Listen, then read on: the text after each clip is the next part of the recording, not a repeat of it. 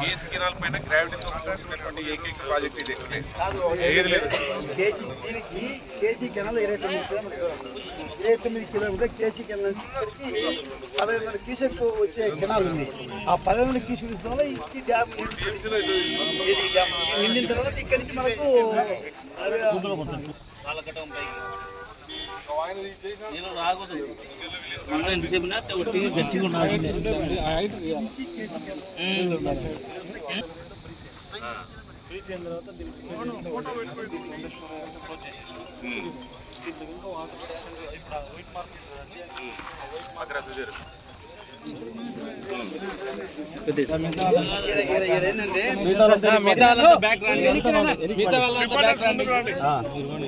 ఇది సుంకేసల రిజర్వ్. ఇది సుంకేసల. ఈ నుంచి కేసీ కెనాల్ స్టార్ట్ అవుతుంది. ఈ నుంచి కేసీ కెనాల్ స్టార్ట్ అయ్యి 122 కిలోమీటర్ కేసీ కెనాల్ వస్తుంది. ఈ కేసీ కెనాల్ నుంచి ఒక కెనాల్ ఇచ్చారు దీనికి. ఏది ఈ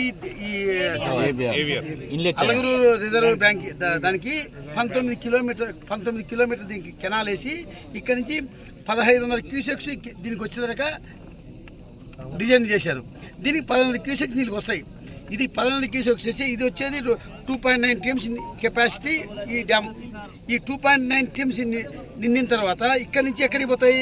మన కుందు ఇక్కడ నుంచి పక్కన కుందు, ఈ కుందు లేక వస్తాయి. ఈ కుందు నుంచి డైరెక్ట్ మనకు రాజు ఆనకట్టుకు వస్తాయి. దీని కోసం కట్టినటువంటి ప్రాజెక్ట్ ఇది.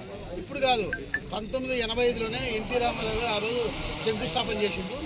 1999 అప్పటి నుంచి సంస్థలు వేసుకొని పనిచేస్తాను. ఈ వైకాపా ప్రభుత్వం వచ్చిన తర్వాత ఈ సంస్థలతో మేము పొరుస్తాము చూస్తాము. ఇప్పుడు దీనికి 700 మీటర్లు లెంగ్త్ ఉంది.